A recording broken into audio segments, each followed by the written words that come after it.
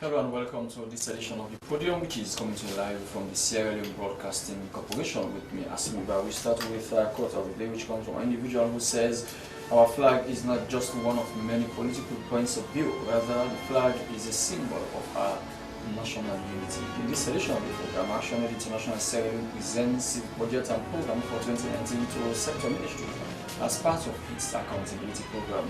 Sierra Leone Insurance Industry to host its 41st West African Insurance Companies Association's annual general meeting and education conference. President Julius Maada Bio addressed old and present students of the Bo School and Waterloo to celebrate its bicentenary since the village was founded. All these stories and more, including your text messages, which you can send to 088373504, 088373504. You can also send us a message to our Facebook page, SLBC TV channel 31. It's Podium.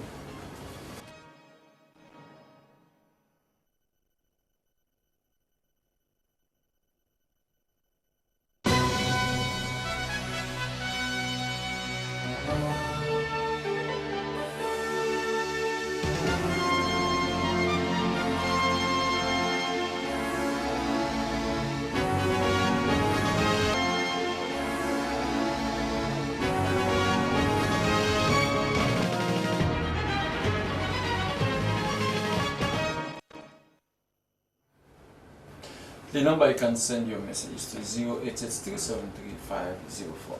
As the new government NGO policy calls for accountability and transparency, which states all NGOs must align all their programs to the National Development Plan. However, some NGOs are against the policy, raising some key issues. Well, actually, Sierra Leone has taken the lead by presenting its budget and programs for 2019 to sector ministries, including the Anti-Corruption Commission. Well, the public disclosure is the first to be done by an NGO, and it is part of the organization's accountability track record. We're in the studio to talk more on that. We have in the studio Mohamed Sila, who is the country director of Action Aid. Welcome to the program, sir. Thank you very much for having me. Okay, what your organization did was something that was unprecedented in the NGO world. What preempted that action? Thank you very much for this. And I want to say, to set a record, we have been doing public disclosure of advance and budget since 2007. Okay, we started this, so it's over 10 years. It's part of the work that we do. For us, it's embedded in our theory of change, in our strategies, that we should be accountable for the funds we receive. Because we are probably one of the few that publicly acknowledge that the funds that we manage as NGOs that's meant for communities is actually public money. And therefore, we should also be accountable on how we use public money. So we do this because we believe that it's an integral part. For change to happen, people need to be accountable for the resources they've been entrusted to. And when they are given the correct information on how to seek that information, then we can be able to track changes. We start with ourselves. We are proactive in doing it. We didn't wait for this new NGO law to come in place, as I said. Way back in 2007, the current Deputy Commissioner of ACC, Shirley Davis, was the first person that we actually presented to our annual plans. And we also did the same thing again this year. It's not just saying it in a flip chart. A printed copy was presented to all the Ministry of Planning and Development and to ACC at the head office and even also at the So what message did you send, or is it a message that you wanted to send to other NGOs and to those whom you are serving? Basically, we want to strengthen our legitimacy. We also want to strengthen ourselves to be in a better position, say, to hold government accountable by starting with ourselves. Okay, we want to ask our government to spend the money. We ourselves have proactively gone to communities. We received X billion for this year. This is what has been allocated to Bodi Street. And Bodi Street will divide this money between partner A, B, C, D. They are supposed to do A, B, C, D within April, May, June up to December. So help us track how these funds are spent to ensure that the funds are spent properly. So by opening up ourselves to that level, people to ask us, as I said again, even at this level, we don't just talk. We have printed copies that we submit to community representatives, so they have it and they check on their record. Action they said in April they will do it well. They are still not here, and they can call and check, why have you not delivered what you promised to deliver. Starting with ourselves is to empower communities to be bold enough to take that knowledge back to asking their public officials now, from the councillor to the member of parliament or even to government and entities. has it borne fruit in those communities that you operate? Oh yes, it has, because the people that we work with now, they are so bold, they are so confident in asking the right questions. They are so bold because, first of all, you need to know.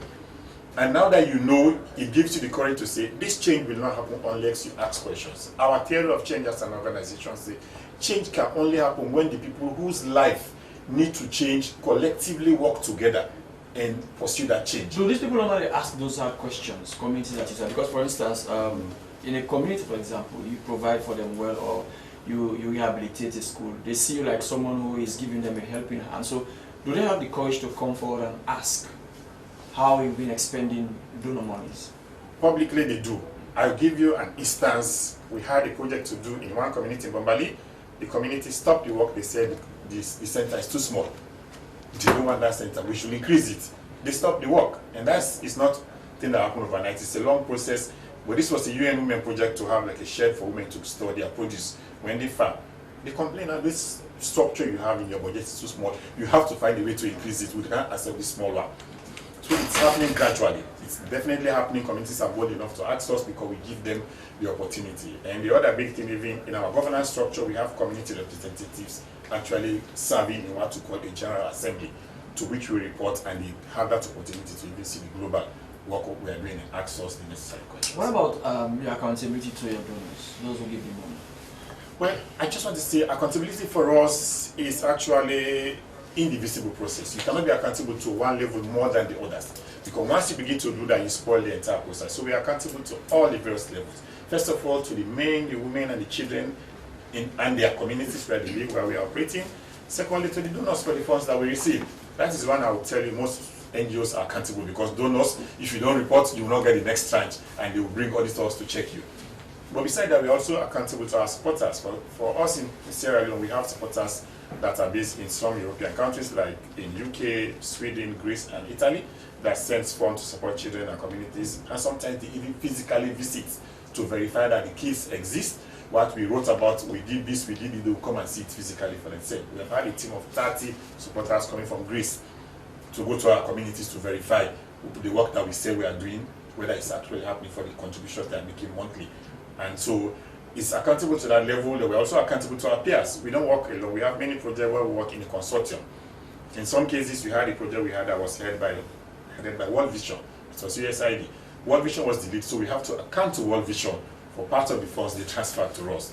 Similarly, we are currently another one again. We are working with Plan, and it is Plan UK that is leading. So we are accountable amongst ourselves and even the partners we work with.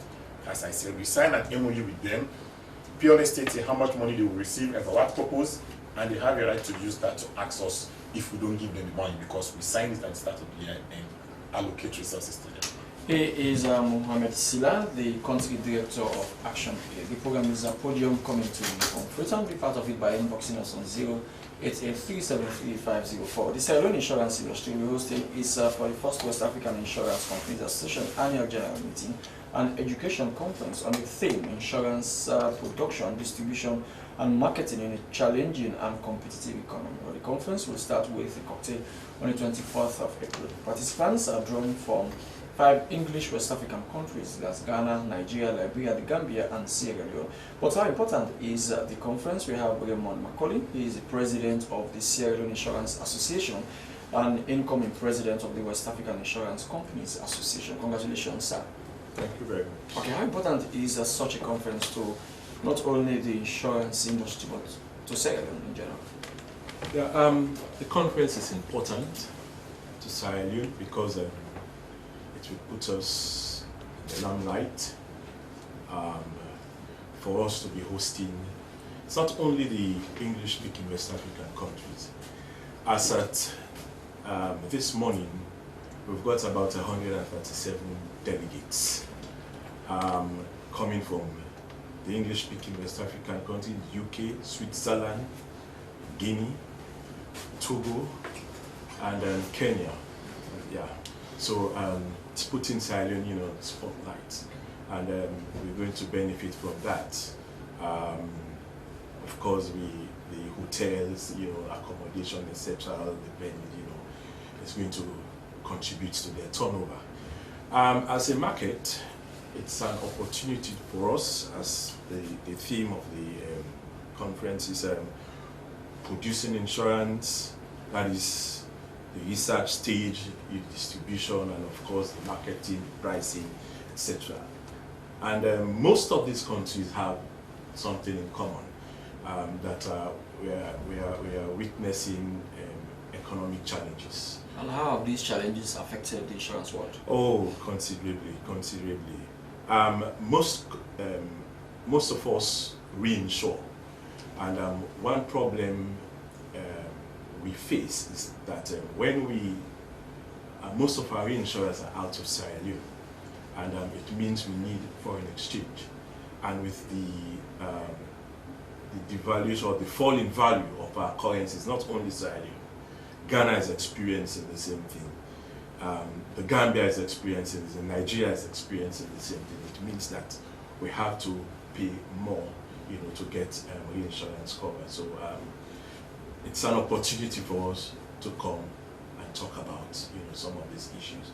We'll also be talking about bank assurance, which is a new phenomenon, relatively new phenomenon. That is wherein you can sell insurance products on the banking floor. Yeah, it's a partnership between the banks and the insurance company. So that will expand our distribution outlets. Okay. I mean, now, what is the most popular brand of insurance in a country like Sierra Leone? Obviously, it's the compulsory insurance, which is motor insurance. That if you're using a motor vehicle on the road, you should have an insurance. People usually make that mistake. It's a common mistake that license comes before insurance, but it's insurance before license. As soon as the vehicle is on the road, it has to be insured. If not, it's an offense. So it means that you can have your insurance without even your registration number, based on your engine and chassis number, before you license your vehicle. So motor is the largest class, and now the Insurance Act 2016 is talking about certain compulsory insurances, building under construction, certain stories. If you have more than 5 employees in your employment, you're supposed to take out an employer's liability insurance. So these are new developments that we're grappling with. I guess each country is going to present a position paper concerning how the business has thrived for the past 1 year under review. How can you describe the Sierra Leone insurance industry in Sierra Leone for the past 1 year? For the past 1 year, our turnover is expected to have increased, though marginally because of the insurance and the economic situation. And compared to previous years, we were having something like 10% growth, but I'm sure now it's marginal. It could be something as low as 5% or 3%. So the economic situation has affected us greatly. And it's not only unique to Sierra Leone, as I said. The other English-speaking West African countries are experiencing the same thing. It's a phase that the insurance industry is going through. They call it a hard cycle. So after a hard cycle, then you expect, the soft cycle wherein you begin to see the boom. Okay. Well, he is Raymond Macaulay. He is the president of the Sierra Leone Insurance Association and incoming president of the West African Insurance Companies Association. It's Podium coming to you from Freetown. President Julius Madabio, in his address to old and present students of the Board School, has explained some of the virtues of the Board School, which was founded for sons and nominees of chiefs. Well, members and pupils of the school, as part of the school's anniversary, spoke strongly on national cohesion, peace and unity. Well, he said Board School is a model that represents those virtues that do not tribe, region or political affiliation in their pursuit to get quality education. Well, the Minister of Information and Communications is here with us, and he was part of the team that listened to the President's speech. Welcome to the program, sir. Thank you very much. It's a pleasure being here. Has the President's speech resonated? It should resonate beyond Board School. Well, I was at the occasion in double trust. One, as an old boy, a very proud alumnus, and the repeater station of government. The President was also there in double capacity, even though he made it very clear that he was at Oba, and at Oba we also have a president, even though his goes without His Excellency. Remember, he cracked that joke on Dr. Afawuri. I mean, the very composition, the very leadership of Oba underlines its national complexion. Dr. Alpha Tijan Wuri, you know, everybody knows is a national character. He sees no tribes, no regions. He is a Sierra Leonean who has given most of his adult life to the service of this country in various capacities. So President Bio, during his speech, noted that he was very pleased being there because his election as president of Sierra Leone, signals the fact that Bosco has finally arrived. Remember the very history of the Bosco. It was set up initially to train sons and daughters of nominees in leadership. 109 years on, we have produced people in all fields of leadership, from the legal profession, medicine, even morbid anatomy, I'm sure. But this is the very first time now we are landing a brand new democratically elected president. So the Bosco has arrived. And so he said, he said to the audience, look, for 109 years, we allowed others, products of other schools to lead this country. But now that the Bosco boy is in the driving seat, Sierra Leone will never be the same. It will continue to soar and grow from strength to strength. It will continue to improve on this country's national cohesion, credentials, and lots more. So it was a speech that really left many aghast. Okay, now let us look at the contribution of an institution like BO towards the molding of leaders. Let's mirror President Bio. Yes, President Bio himself has said it. This is common knowledge. President Bio, in his speech, noted that for 7 grueling years, he lived on that campus, he fought with colleagues, he had good and bad times with them, but he was nurtured in the typical proud Bosco tradition, right? Where he made lifelong friendships across tribes, across regions, across everything else. Because in Bosco, you are seen first and second, third and fourth as a Bosco boy, irrespective of where you come from. So this is the worldview President Bio has. And that is why yesterday and today, you could see the variegation of his appointments. It's across national boundaries, right? So he noted that, and during his stay there, he was also best behaved boy. Look at a large pool of that Bosco. He had all sorts of friends, but he still emerged, repeatedly, successively as best behaved guy. So Bosco had molded him, right? I hear many say he listens more than he speaks, because when he talks, he talks a lot of sense. So over the years, he has had, the typical Bosco upbringing. Then, to consolidate that, he also went to another institution which is known for its discipline, right? And its foresight, the army. So this is President Bio. Bosco has shaped him, and other leaders, the Dr. Afauris, and all of them, myself. It was also interesting to know that in 1991, when I was a school prefect, I was Minister for Information and Broadcasting in 1991.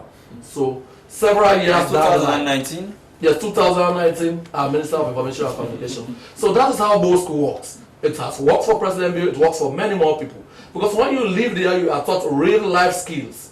Not the usual, they don't create an impression of, they don't romanticize life. They let you live a life the way it ought to be lived, right? You have your very difficult times, you have to struggle with the daily challenges of water, of all of those things. So when you come into the real world, you have already just rehearsed. And now having a Bosco person, a Bosco man at the driving seat, the question, if you've been following social media for the past few days now, the question people have been asking now that the president being an alumnus of Bosco, and you look at the condition of Bosco as some say is not much to be proud of. And how is the president going to ensure that think tanks around? Well, let us be fair with him. He's inheriting an 11-year-old rot and neglect. During his campaign, he made it clear at every opportunity that if you want to destroy a country, you don't need fighter jets to do that. Just destroy its educational system. This is the wreck we inherited, called an education sector. President Bio, being true to his every word, has ensured that in the 2019 budget, there is allocation for the comprehensive refurbishment of the Boys School, Government Secondary School, Kenema, Government Boys School, Mabroka, and the POW, Prince of Wales School. This is to tell you, this is a man that thinks through his every action.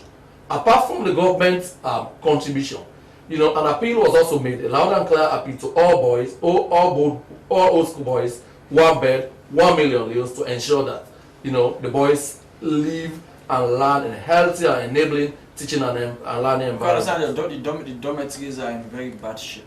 They are not in the best of shape, I must say. But already, that is very, very firmly on the agenda. Apart from government intervention, the old boys are resolved more than ever before to not to preside over the kind of dilapidation that currently is. But the good news is, you know, the boys are in very high spirits. They are still a competitive lot, and, you know, His Excellency's message just riled them up. He is Raman Radosware. He is the Minister of Information and Communications. His Podium coming to you from Freetown. Well, Waterloo was founded in 1819 as a settlement for liberated Africans and is the second largest city in the Western region. It is one of Sierra Leone's most ethnically diverse towns, as it's home to many Sierra Leonean ethnic groups with no single group from the majority of the population. While the Creole people are the principal inhabitants of Waterloo. This week, the community will be celebrating its 200 years of existence. Well, the chairman of the bicentenary celebration committee is here with us. Welcome to the program, Madam Fudia Toti Daudu, Secretary Bicentenary Celebration Committee. Welcome, Madam. Thank you, sir. Okay, how can you describe Waterloo 200 years and now? Well, The changes that have taken place. I must say thanks to God, because I was born in Waterloo. Though I was not born the time Waterloo was founded, but since I was born to now, I would say Waterloo has grown a little bit better than it was before. Because those days you see houses with palm thatch and bamboo, but for now you have zinc houses. So it had the real village setting. Yes, but still we have that village setting with although most of the former buildings are no more, but we'll say Waterloo has grown a little bit because we have people who have served this society, this country, that have held big positions, which we are very, very proud of as Waterloonians. Okay. Now, I mean, Waterloo itself has expanded. The place where Waterloo stops some 200 years ago. Now, new communities have emerged, and they still refer to those communities as part of Waterloo. How has that changed the community itself? Well, it has changed a lot, because for all we know before, people know that Waterloo was the town for Creoles, you know, but now after intermarriages, you have different tribes and ethnic groups residing at Waterloo. As you rightly said, we have so many villages that have emerged now around Waterloo. Before, we have only a few like Benguima, Old Town, Lompa, to name a few. But now you have other places like places like 5-5, the Kisi Town, wherein you have the places overpopulated now, even more than the Waterloo Central itself. Because Waterloo Central is really planned, and you have very few people residing there now as compared to the other areas like 5-5, Lompa. So Waterloo has grown a lot really over the years. The original inhabitants of Waterloo, the granddaughters or great-grandsons of those who established that community, many of them have abandoned Waterloo. They now live in the capital. Some of them have sold their lands, abandoned the community. Well, I must assure you that now that it's a change. It has changed, because before it was migration from the village to the city. Now, as I tell you, 5-5, when you go there, you see that so many people have migrated from Freetown to those areas, because the problem of housing in Freetown is really great now. So people resolve in migrating to Waterloo to look for places. Well, yes, a lot of land have been sold, but not the original Waterloo setting, like the central where you have the headquarters, all the administrative buildings. That place, I can assure you that it's still the same. And the areas that you have people selling their properties, like, you know, the outskirts, where most of those places were owned by government. It was not private properties. But you know, as people are migrating now, they need residents to stay. So most of those lands were sold to them. Okay. But the original indigenous of Waterloo, they hardly sell their lands. Okay. That I can assure you. She is Fudia Toti Daudu, Secretary Bicentenary Celebration Committee. The program is Podium. We are going for a short break. After the break, we are back.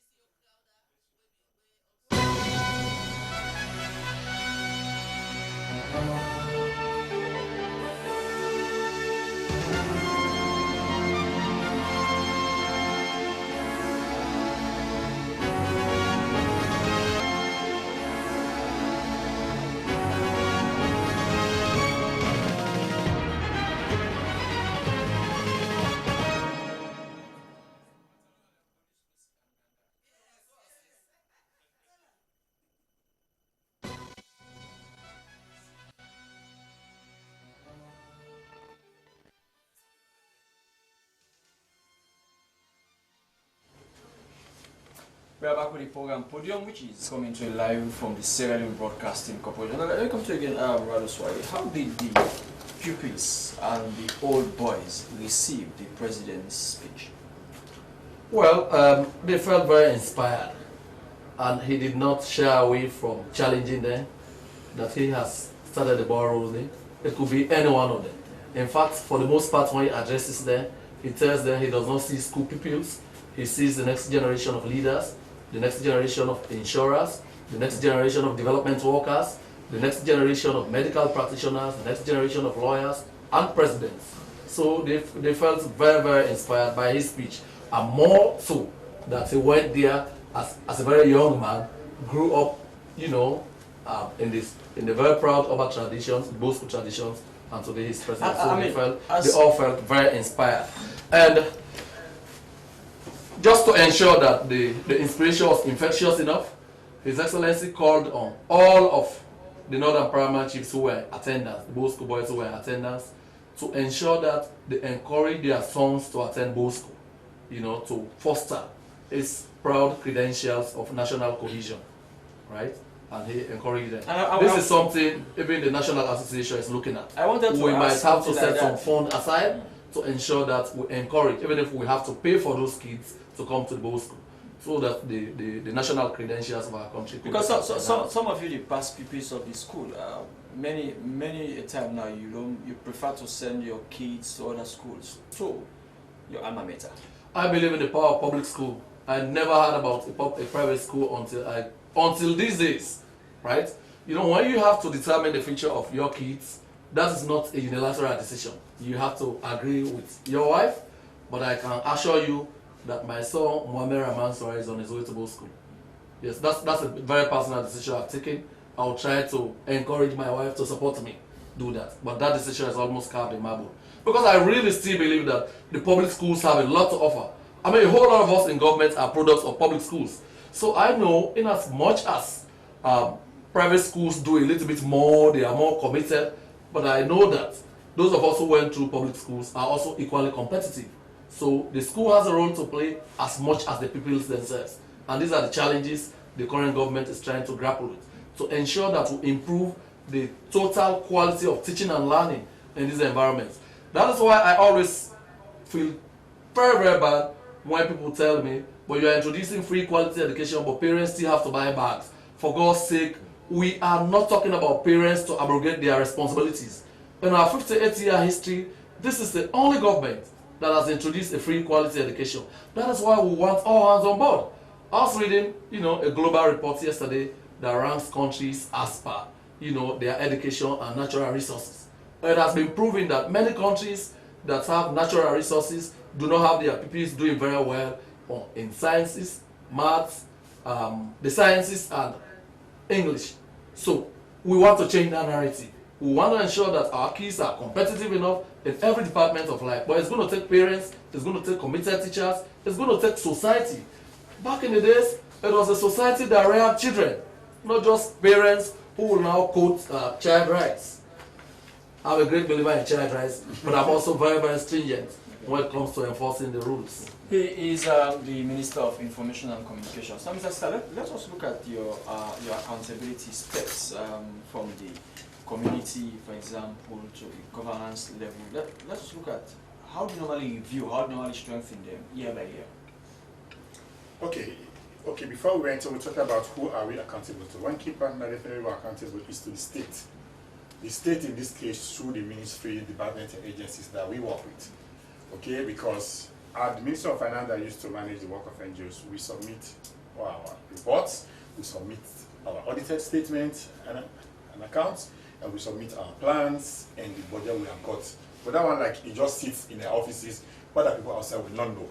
So for that one level, we give it to them at that level. But when it comes down to those that are at the lower level, and those are the ones that we split them into activities.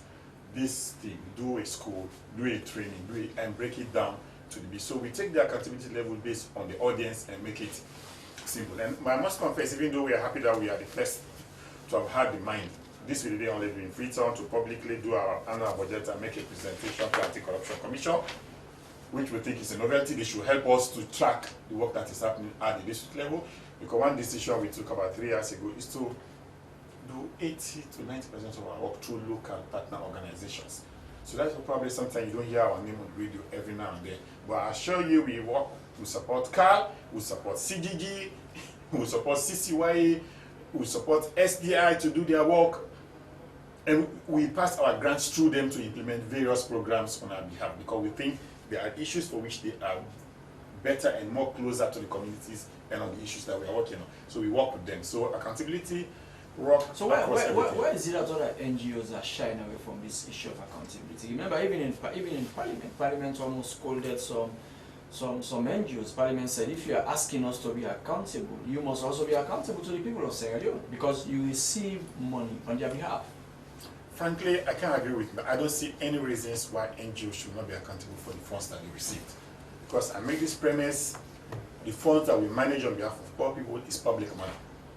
And therefore the state has the right to ask us how we use their money.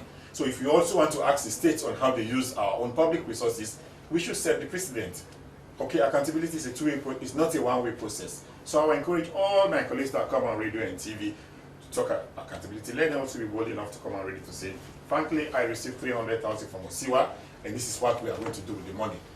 So that the subject that you are intended to serve will be in position to ask you the value of the money that you have publicly confessed that you have. That's the agreement like we have with the ACC. Okay, our budget from confirmed donors was over 10 million leones. And we have had a deal now. Next year, when we are presenting, we should also present the report of what we did with the 10 billion that we are going to spend for this year. So that way we are maintaining the relationship and building the trust. So I encourage all my colleagues. It just helps to strengthen the partnership and the relationship. I had no issue with that part in the NGO policy. We had issues with other sections, but nothing to do with being accountable for the resources that we receive. Here is Mohamed Silla, the country head of Action Aid. Now, Mr. McCoy, let us look at other important issues that are going to be discussed during this forum. Now, let us look at the issue of making the insurance industry attractive to many people are uninsured. Yeah, you're quite They don't right. have trust in the insurance system. Yeah, well, that's the myth that insurance companies don't pay claim, or we are just having free money. I'm sure Mr. Silla on my right, my far left, my company insures you, Oriel Insurance Company. Yes. And And I've benefited personally from my own car. you have on benefited. comprehensive insurance. Twice. Exactly. So that's why. Well, the testimony. You don't need anything more than I don't need that. the taste of the Your work price. is done. But then I know I'm talking from the perspective of an insurance professional. Every industry has its cowboys, and the come and go, flying by night, and then in the morning you leave. But the general public should be aware of who they are choosing as their insurer. But generally, I can tell you that the Sierra Leone market, because we are regulated by an insurance commission, which could also act as a complaint board, the clients have the opportunity to go to the insurance commission if they feel aggrieved or if they feel that certain things are not right that insurance companies are doing.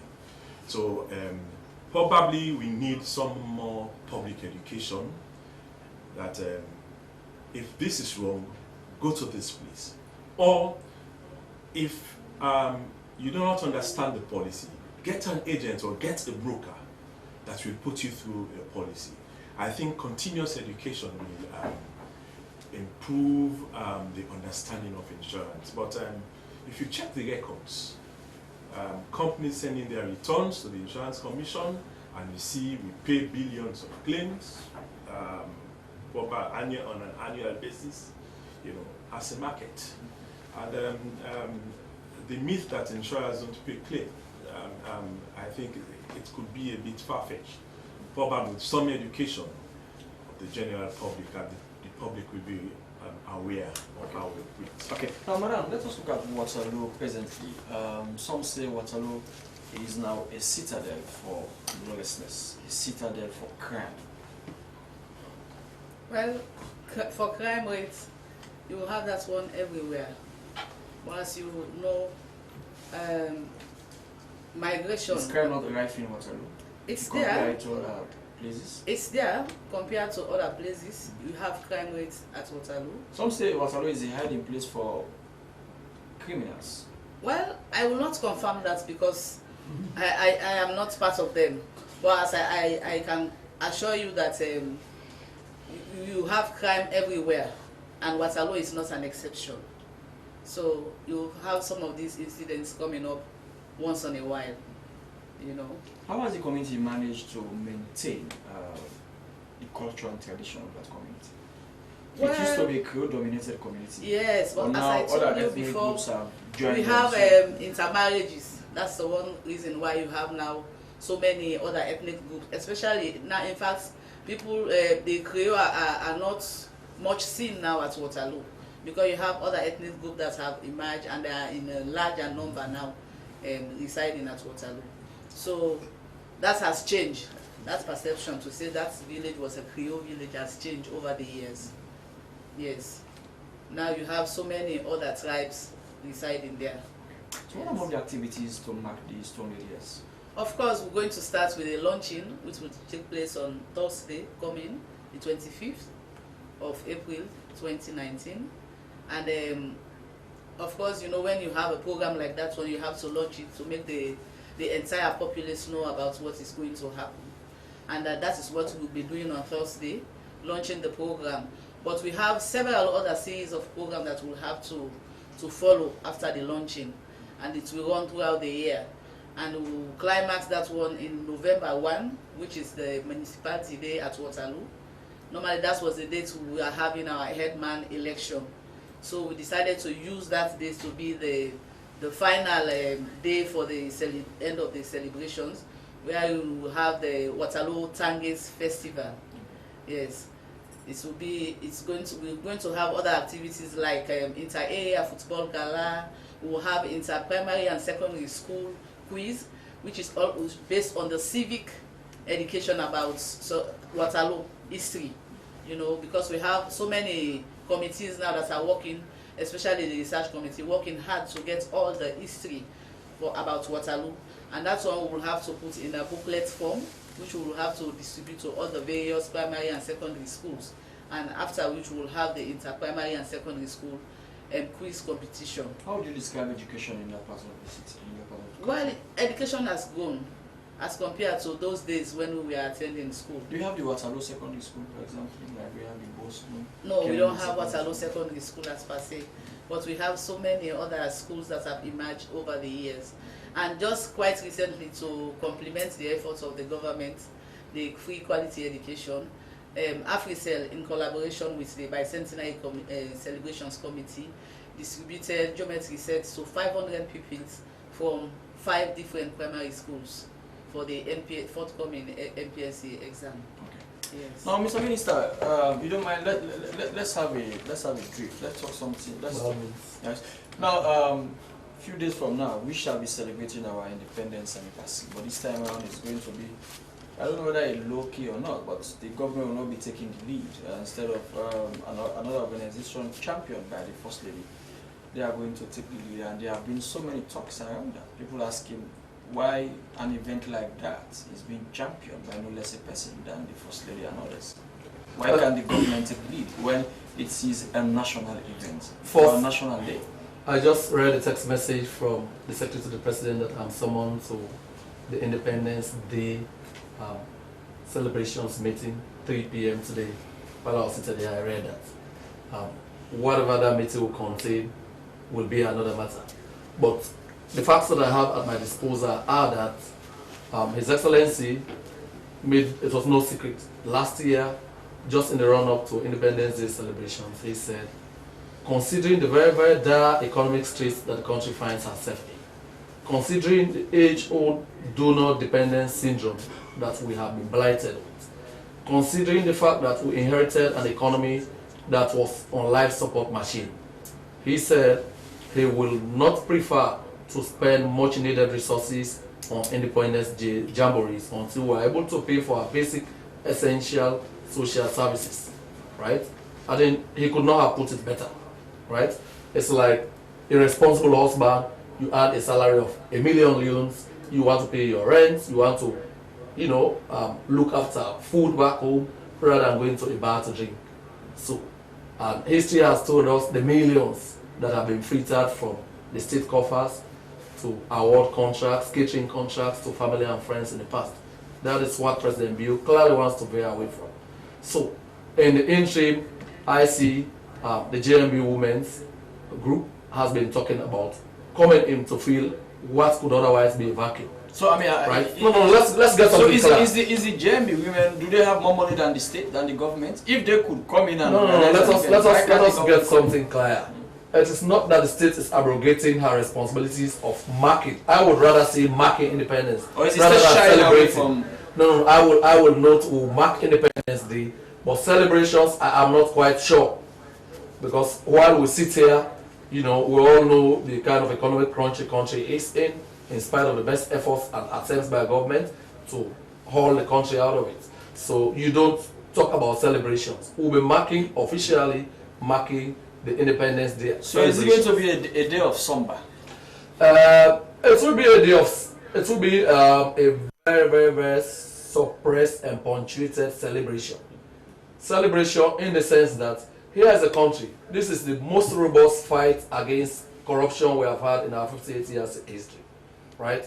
This is a country that has been milked dry, where people have, freed out state resources into bottomless private pockets, you now have a leadership that is determined and committed to reversing that downward trend. You also have a situation where ignorance and illiteracy has been celebrated for the longest time. It has been the vogue to keep the people ignorant, keep them illiterate so that they can come out there and dance your ashobi at your say-so. We now want to empower, President Bio wants to empower our citizens, Sierra Leoneans, so that they can hold governments accountable, like Mr. Salah was saying. Without education, people will not be able to hold their governments accountable. They will not be empowered enough to change their own lives, let alone change the lives of their families or contribute meaningfully to national development. But the argument we are also talking the situation. Minister, some people are saying the state has shifted this function to private citizens, which is something that the state should have taken the lead. Well, let me say, I look forward to the day when my kids will be grown up. If they want to pay my hospital bills, if they want to pay for running my home, I'll be the happiest father alive. So, I know I have had a long history with the JMB women. This group, literally did everything at home and abroad to support candidate Bill there. Today is President Bill, and they think Independence Day is so important for them, they want to put in their money to support it. So that's fair enough. No, but I listen to some people are saying when you hear the name of itself, it's like they are celebrating the president. Some people are saying that's what was happening is still happening. I do not want to talk about celebrating the president. Have you ever listened to the British national anthem, the UK national anthem? It's all carved around the Queen. God save the Queen, this, that. This country is more liberal than that. We are not going down that path. But like I said, if my kids want to support me in old age, I will be more than happy to welcome that support. Sierra Leoneans should even celebrate the fact that you have a group of non-government actors coming in to spend money which should otherwise have been taken from the national coffers. Shouldn't we be celebrating? So is the money going to come purely from them? Oh, government is not putting a dime into celebrating into that celebrations. If anything changes, I'll tell you after my 3 o'clock meeting. But that remains government's position. President Bill says until we're able to pay for our basic social services, and when is that we going will to not be spending money. When is that? When you look at... Well, you already see the economic outlook is very good. So meaning for the next 5 years, Sarah is going to have a somber independence. No, it's not doom and gloom. The outlook is very good. If you read the Institute for Governance report, economic outlook, right? They say all the tough right measures are being taken and that this government is on the right path to grow the economy again and to inspire more trust and confidence in what we do here.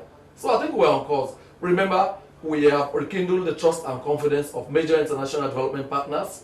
Remember also that we have allocated huge resources to the 3 areas that we have prioritized: agriculture, fisheries, and marine resources. All of these will help us turn the corners. We will get out of the woods. The outlook is very good. Looking to the crystal ball, I know before long we'll be having good celebrations of independence. He is the Minister of Information and Communications. Let us look at your activities for 2018. Let us look at a few of them as we don't have much time now. Which of them were your flagship? Thank you very much. Well, for me, the biggest one was we did a work supported our CIWA. It was $300,000 for almost 2 years. Civic participation and democratization through entertainment. We took a bold decision at that time to work with no less a person but Emerson Bokari, that everybody was shy away from because of his stance on public issues. We worked with Emerson, we worked with Wahid, and then we crafted this slogan I know you have had all over the place: vote salon. Don't vote for color, don't vote for party, vote for the character of the individuals that you want to see being elected into office. And don't vote by region, don't vote, because this is your friend or your brother. That vote salon message we crafted into an album, and we went to 10 districts. For me, that was a turning point. To have that guy, people who think he will not even go to some places in the country, publicly performing a free concert and ask people, is your life better? Do you want to change your life? It's up to you to take a decision. But what I would advise every one of you, let's vote for Sierra Leone. Let's keep Sierra Leone at the back of our mind. So you think that message resonated? We absolutely believe that message resonated. The outcome of the election was very clear that people did not vote, as you say, quote unquote, 444. It was very definite people did not vote in that category of block voting. People voted on the conscience of the candidate that they believed in and the candidate that they trusted. But we still saw the regional pattern of voting. Definitely, the traditional way. but there was still some changes. You saw a whole district in Cambia being taken over by a new party. You saw a whole district in Kono being taken over by a new party. So those are significant changes. If you see a former SNPP person winning in the deep north, that's a change. You saw an APC winning in Bont, that's a change. That people have started to move away from this concept of my friend, my brother, my party, Papa be born. I mean, so that change, it takes time gradually, but that was a big turning point for us. And we also trained over hundreds of youths who went door to door with the same message: vote for Sierra Leone, vote Sierra Leone. And when you are making your decision, think about Sierra Leone, not about party color, not about your friends and your brother. So for me, that was one big thing. And one big thing that we also started, which I can use that to even validate the statement that the minister made, we are working with Budget Advocacy Network. We are tracking government commitment to 20% of local revenue to GDP. And we did 2 tracking last year. It showed a gradual increase in the income that the state is raising. That is significant, but the most significant part of it in our analysis was that the expenditure was within what we were raising. Okay, we should raise. The last report we even launched during the time we were actually doing the budget discussion at Kipton in the presence of Minister of Finance. That was impressive, that you could raise more money and you're actually spending within your limits, which for us we think is a step in the right direction, and this is a commitment we are going to continue to track. Okay, and we didn't even stop there. Another big thing we did, which I want to mention too, is our work with Parliament. Our accountability does not stop only at that level. We are working with the Public Accounts Committee. We held a 2-day roundtable conference with them to say, how can you make accountability work for the poor? There's been a lot of conversation around people don't trust anything that comes to the PAC here.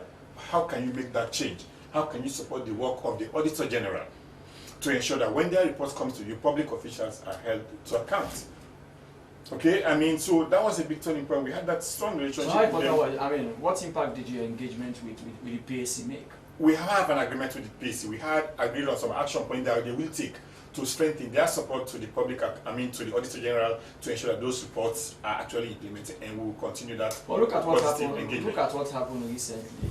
The forensic audit report that came out. Yes. You had the argument from Parliament and that of the executive arm of government. This one saying this, the other one saying that. So I agree with you possibly. But definitely what they agreed with was that they will be more committed to work now. So we are still watching and see what will come out. That process has just started. We are part of the engagement. We continue to engage with them. And the last point I will talk about really because of time is, through UN Women, we did not stop only when we campaigned for women to get elected into positions. We have been organizing training for the female MPs and councillors. Okay, we have trained them on budget management, on how to develop gender-responsive policies at parliamentary level, on how to do campaigns as part of post-elections. But didn't we see the reduction of female representatives both in parliament and councils as compared to previous elections? A decrease in number, but not probably in the percentage. What I mean is, initially, we shout for them to get elected and then we leave them until the next election. At least now there is a change with our funding with UN Women. As soon as they got elected, we have taken them through a series of trainings and capacity building and support. And part of the engagement, we even support some of them to have external engagement. So we are going to accompany them over the next 5 years and not just stop at getting them elected. Thank you very much, Mr. Sila. Now, Madam Fudia, what kind of Waterloo are you going to bequeath to the current generation? Well, Waterloo, as I said before, now we have so many schools. Before, education was not a priority in our village. So many people would just give out, especially for the women, they would just give them out into marriages like that. But now you see people are yearning to get education, especially the women. They are fighting to be educated. So that's one good thing that Waterloo is going to have. Okay. Yes. And now this bicentenary celebration is not only going to stop at the celebrations. After this celebration, we are going to transform this body into a developmental organization that will be standing like the mediator for all programs that are coming into Waterloo for development. Okay. We'll be working in collaboration with the council to make sure that we move Waterloo to another level. Okay. This is our dream. Thank you very much. Mr. Macaulay, what's going to be the high point of this year's conference? The high point is the dinner, the closing dinner, wherein Sierra Leone will have the presidency for 1 year, 2019-2020. And the opening ceremony, which is on the 25th, His Excellency the President or his representative will do the keynote address. So again, this conference goes round, you know, so 5 years ago or 6 years ago, Sierra Leone had the presidency. So this year we'll also be having the presidency. Okay. Yeah. We only hope some Sierra Leone benefits more under its own presidency. Yeah, but Sierra Leone will always continue to benefit. Honestly, this is the, as I said, 137 international delegates. This is unprecedented. I think when it comes to Sierra Leone, because of our hospitality, the conviviality, you know, around the beach area, a lot of people love to come to Sierra Leone. And that has not taken into consideration the local delegates. We are expecting like something like 50 to 60 local delegates. So we're thinking of 200 people. Okay. Yeah, which does not usually happen, you know, in the other countries in the sub-region. Okay, thank you, Mr. Macaulay. Mr. Minister, the high point of the President's speech in Bo. Yeah, you know, just to piggyback a little bit on what he said. You know, 137 delegates is unprecedented. This means the rebranding efforts of this government is working very hard. It's beginning to have an impact. You know, just last couple of weeks ago, we've been had, you know, travel writers, tour operators from the UK. The president and this government have been working very hard to rebrand this country. We are not all about Ebola. We are not all about corruption. We are not all about mudslide. We have a Sierra Leone we envision, you know, where tourists can come here, you know, have fun, enjoy their time, you know, treat them to our breathtaking touristic potentials, amongst others. So, the high point of President Bill's speech in Bo School was that we must not allow politics and politicians to divide us. We are a nation, one country, one people with intertwined destinies. We must stick together, and that is why he made the clarion call to northern MPs and parents across the country to send their kids to Bo School, where manners make it man. So this is the time for Oba. It's always been the time for Oba. But thank you very much. He is the Minister of Information and Communications. Well, that's how we descend the podium for today. On behalf of all my guests and the production team, especially my producer Sam Mataba, I've been yours, Asmiba. Till we join you again tomorrow, God bless you. Goodbye.